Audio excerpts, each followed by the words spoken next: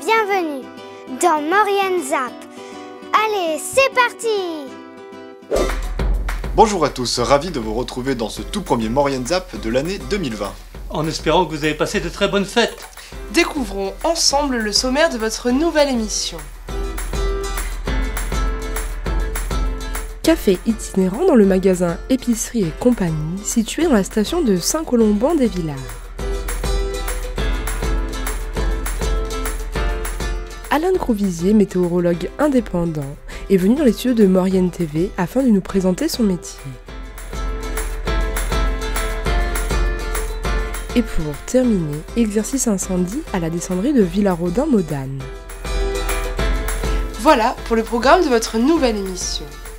L'association Les Petits Frères des Pauvres organise une fois par mois une rencontre entre seniors à l'épicerie et compagnie de Saint-Colomban-des-Villards. Un événement qui s'inscrit dans le projet Café itinérant de Maurienne.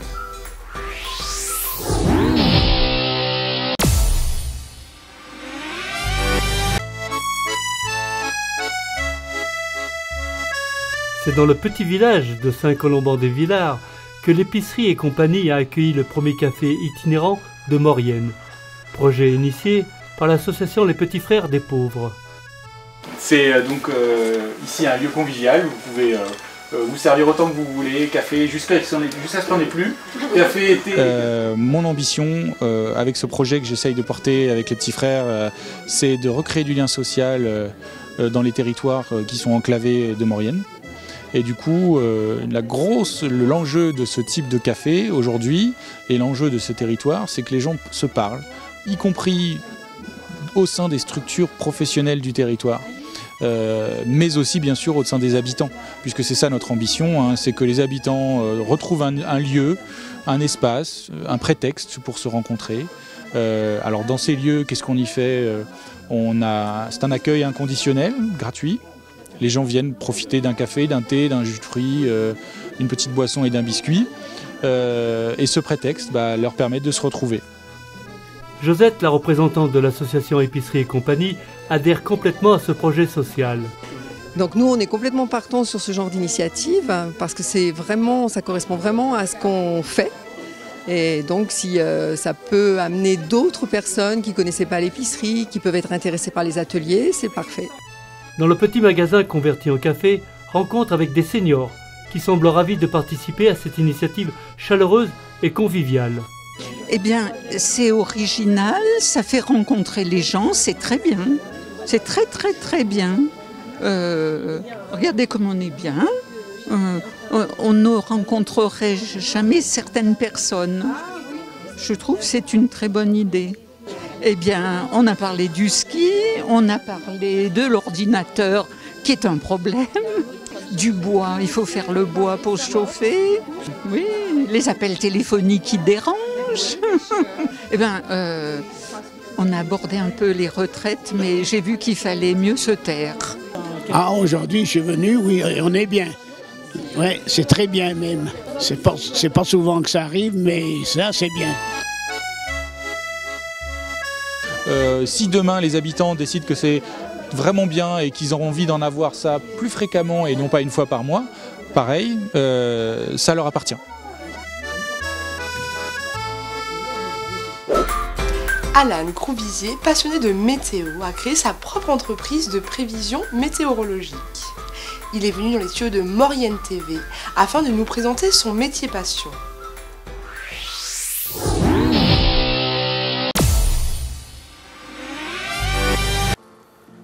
Bonjour et bienvenue dans la rubrique L'invité de la semaine. Aujourd'hui, nous recevons Alain Crouvizier, météorologue indépendant Climalp. Alain Crouvizier, bonjour. Bonjour. Alors, vous êtes venu ici nous parler de météo et de votre profession, météorologue indépendant. Et donc, vous êtes de passionné de météo depuis très jeune, je crois. Hein. Oui, alors donc ma passion, elle a débuté en 2003, lors de la fameuse grande canicule. Et donc à partir de ce moment-là, j'ai commencé au départ à consulter divers sites de prévision météo. Et après, petit à petit, je me suis mis également à consulter les modèles numériques qui servent de support à établir justement les prévisions. Et donc ces modèles numériques, on a donc à plusieurs mailles, hein, donc à maille très large, hein, donc c'est les modèles à échelle européenne. Après à maille fine, donc c'est ce qui sert à établir les prévisions donc détaillées. Et puis donc en septembre 2017, vous rejoignez une équipe de bénévoles, je crois, c'est sur météoalpes.org. Hein. Oui, c'est ça, donc tout à fait. Donc j'ai été recruté donc en septembre 2017. Donc là, donc ça fait un peu plus de 2 ans maintenant, donc j'effectue des prévisions, donc 4 jours de prévision et 3 jours tendance. Hein, donc sur le global, on est à une semaine à peu près. Alors donc vous êtes natif de Chambéry et puis donc vous êtes établi en tant que professionnel au Bourget du Lac. Oui. Et vous proposez donc à vos clients professionnels et privés des prestations payantes. Ce que je fais, c'est que sur ma page Facebook, je mets directement donc les liens donc de météoalpes.org, parce que sur météoalpes.org, donc on est sur une échelle géographique finalement assez large, hein, donc Savoie, Haute-Savoie, Isère 1, la Suisse alémanique et également le Valais. Et donc voilà, donc on est sur une prévision donc, de 4 jours et 3 jours de tendance. Donc comme ça, les personnes elles peuvent consulter donc, les prévisions donc, à l'échelle plus régionale que pour le plus local. Là effectivement, donc, on est sur des prévisions, des prestations qui sont payantes. Donc on est par des prévisions donc, qui sont effectuées donc, par tranche horaire de 2-3 heures et également en suivi en temps réel. Et d'ailleurs, je voulais en parler du suivi en temps réel parce que c'est très important, parce que par exemple, si je prévois prendre de la neige dans 2 heures et qu'elle arrive 1 heure plus tôt, donc voilà, donc j'envoie un petit SMS en disant à mon client, bah écoutez, donc voilà, donc la neige elle va arriver donc un peu plus tôt prévu, donc rangez votre matériel, donc voilà, donc là on est sur 2 outils complémentaires, donc on est à la fois sur des prévisions et prévention pour le coup. Et puis donc à propos de la météo de notre vallée de la Maurienne, est-ce que vous pouvez nous donner quelques spécificités qui la distinguent par rapport à, je pense déjà à son exposition, à son orientation Oui, alors donc faut savoir qu'on a donc déjà tout d'abord le fameux retour d'Est. Alors le retour d'Est, bon, je vais détailler un petit peu. Donc c'est quand on a une goutte froide qui se situe sur la Méditerranée, on a un vent qui vient directement d'Italie, donc de Lombardie, et qui longe les crêtes des Alpes et qui retombe de l'autre côté sur la Haute-Maurienne, directement côté Bonneval-sur-Arc. Et nous, ici en Maurienne, donc dans la vallée, donc côté Saint-Jean, donc on a plus ce qu'on appelle un effet de feu, hein, c'est-à-dire que donc, les masses d'air humides n'arrivent pas finalement à contourner les obstacles. De montagne, donc voilà, c'est les montagnards, et du coup on est fauné. Donc par exemple on a eu le cas la semaine dernière, donc avec une lombarde froide sur côté Bonneval, avec des chutes de neige abondantes. Et ici à Saint-Jean-de-Maurienne, un temps qui est plus clair en l'occurrence, avec donc du feu et une température en l'occurrence beaucoup plus douce. Donc ça veut dire que si on skie d'une station du milieu de la vallée ou à une station par exemple de la Haute-Maurienne, on peut avoir des météos complètement opposées. Complètement, oui. Si vous allez, je sais pas, par exemple au Corbier ou au Cibel, vous pouvez potentiellement avoir une météo complètement différente qu'à Bonneval ou à Bessan par exemple. Hein. Ça c'est évident, notamment dans les cas finalement que c'était pour le retour d'Est. Alain Crouvisier, merci pour votre intervention et on vous souhaite une bonne continuation dans vos prévisions météorologiques. Quant à nous, nous nous retrouverons dans une prochaine émission. Merci de votre fidélité et à bientôt. Journée découverte et sécurité à la descendrie de Villarodin-Modane, où un exercice incendie était organisé.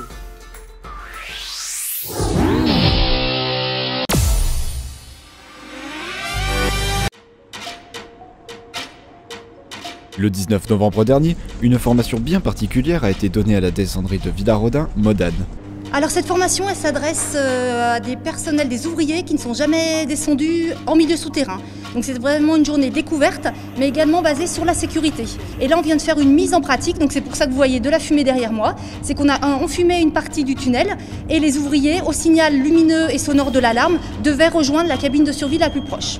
Donc pour ça, ils utilisaient des masques autosauveteurs de formation et ils ont traversé la zone enfumée, sont allés jusqu'à la cabine et ils l'ont mis en fonctionnement. Ça permet aux travailleurs de se rendre compte que toute la difficulté d'avancer dans un milieu enfumé. Et le fait d'avoir fait au moins une fois cet exercice, la fois où si ça arrive, eh ben, ils auront quelques réflexes et ils se rappelleront de cet exercice. Rien ne vaut la mise en pratique. Je suis dans la cabine.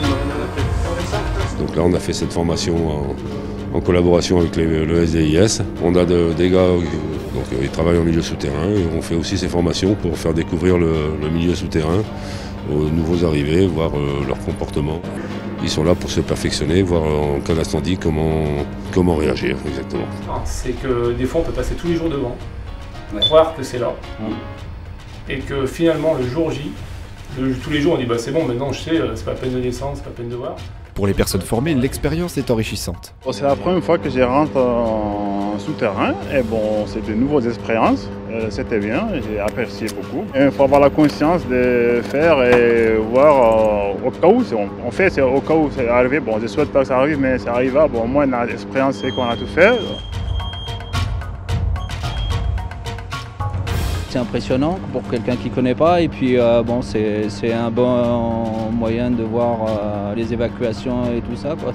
Mais c'est vraiment bien fait. Ouais. C'est un très bon outil pédagogique en fait parce qu'ils ont vraiment le petit simulateur, ils ont tout ce qu'il faut pour comprendre mieux. Julien Viou nous parle de l'intérêt de cette formation. L'opportunité s'est présentée avec le GEC BTP 74 de pouvoir former des ouvriers au monde souterrain dans un tunnel à échelle 1, c'est-à-dire un vrai milieu qui sera similaire à ce qu'ils rencontreront dans leur domaine professionnel à l'issue, et avec une formation aux règles particulières de sécurité. On sait que les prochains chantiers qui vont être lancés par TELT courant de l'année 2020 vont demander des ressources humaines qui aujourd'hui ne sont pas forcément disponibles ni formées.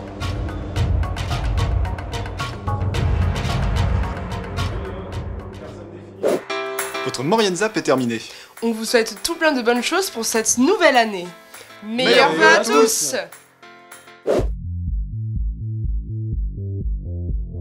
Samedi 11 et dimanche 12 janvier, venez nombreux pour la 41e édition du Marathon international de Bessan. Sportifs ou supporters, on vous donne rendez-vous sur le front de neige de la station de Bessan pour vivre cette nouvelle édition riche en sport.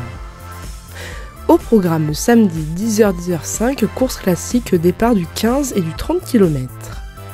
12h45, podium en face de l'arrivée des courses. Dimanche de 8h à 10h, retrait des dossards et inscription sur place. De 10h à 10h05, course libre au départ du 23 et du 42 km. 10h10, départ de la course Just for Fun. 10h15, 10h20, course libre au départ du 10 km. 10h25, course libre au départ du 2 km. 10h30, course libre au départ du 5 km. 12h45, podium, toujours en face de l'arrivée des courses. Pour plus d'informations, contactez le 04 79 05 96 52.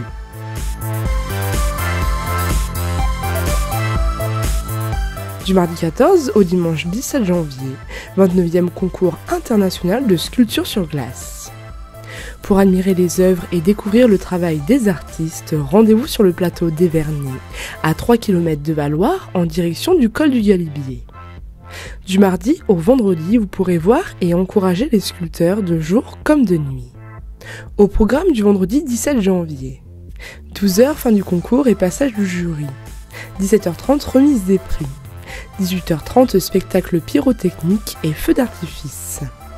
Pour plus d'informations, contactez le 04 79 59 03 96.